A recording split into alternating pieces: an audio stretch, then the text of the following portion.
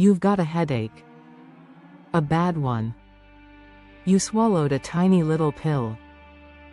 It went into your stomach.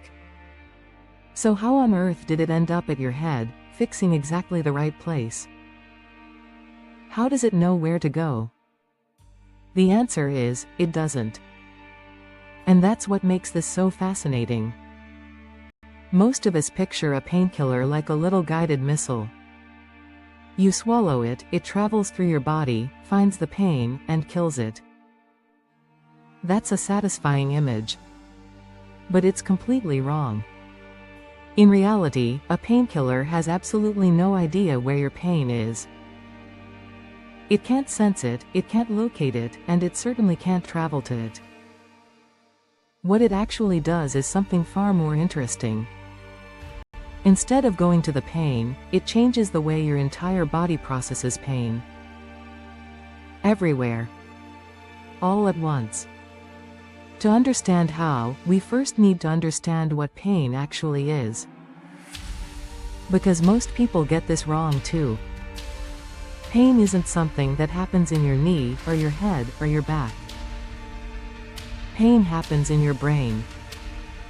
Always. Your knee doesn't feel pain, it just sends a signal.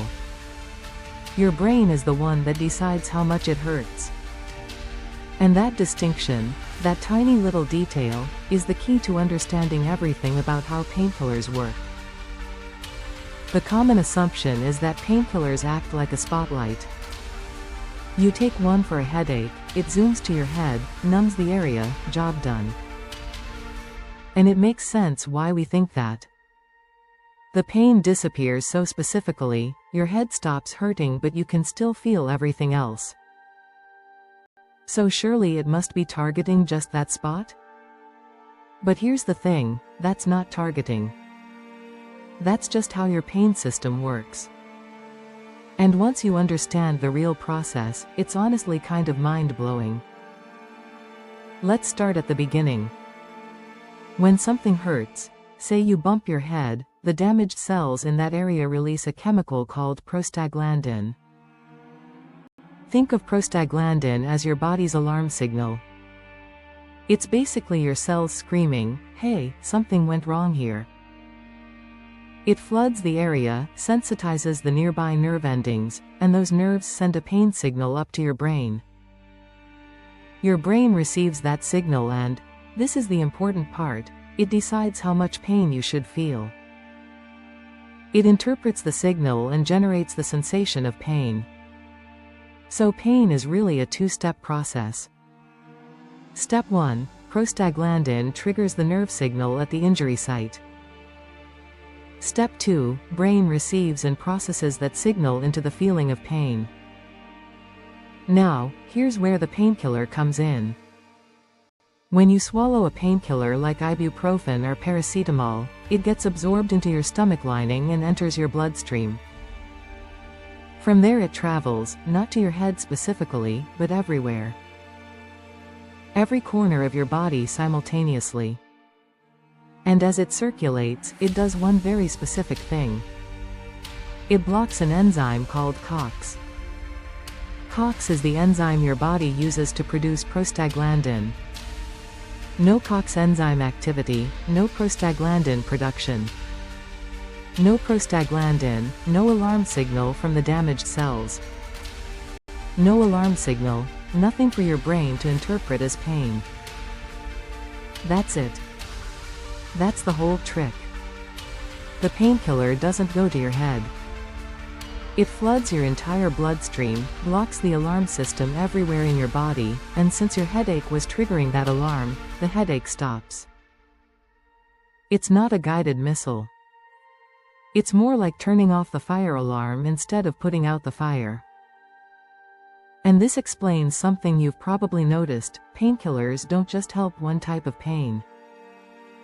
The same pill that fixes your headache also works for a sore knee, a toothache, or a bruised arm. Because it's not targeting any specific location. It's just quieting the entire alarm system body-wide. Here's the part that genuinely blew my mind when I first learned this. Paracetamol, one of the most common painkillers in the world, taken by billions of people every year, scientists still don't fully understand exactly how it works. We know it reduces pain. We know it reduces fever. We know it's safe in the right doses. But the precise mechanism, exactly what it's doing inside your body at a molecular level, is still not completely clear. One of the most widely used medicines in human history. And we're still figuring it out. There's also something called the placebo effect that plays a fascinating role here. Studies have shown that people who believe they've taken a painkiller, even when they've taken a sugar pill, report significantly less pain. Because remember, pain is processed in the brain. And the brain can be influenced by expectation. Which means part of why your painkiller works so well, might simply be because you believe it will. So next time you pop a painkiller for a headache, picture what's actually happening. That tiny pill dissolves in your stomach, floods into your bloodstream, and quietly spreads to every single part of your body. It doesn't know where your head is. It doesn't need to. It simply turns down the alarm. Everywhere. All at once. And your brain, no longer receiving those frantic pain signals, finally gets to relax. A tiny pill. No GPS. No targeting system. Just a quiet, elegant chemical process that humans discovered, and still don't fully understand, doing exactly what you needed it to do. Pretty incredible for something you barely thought twice about swallowing.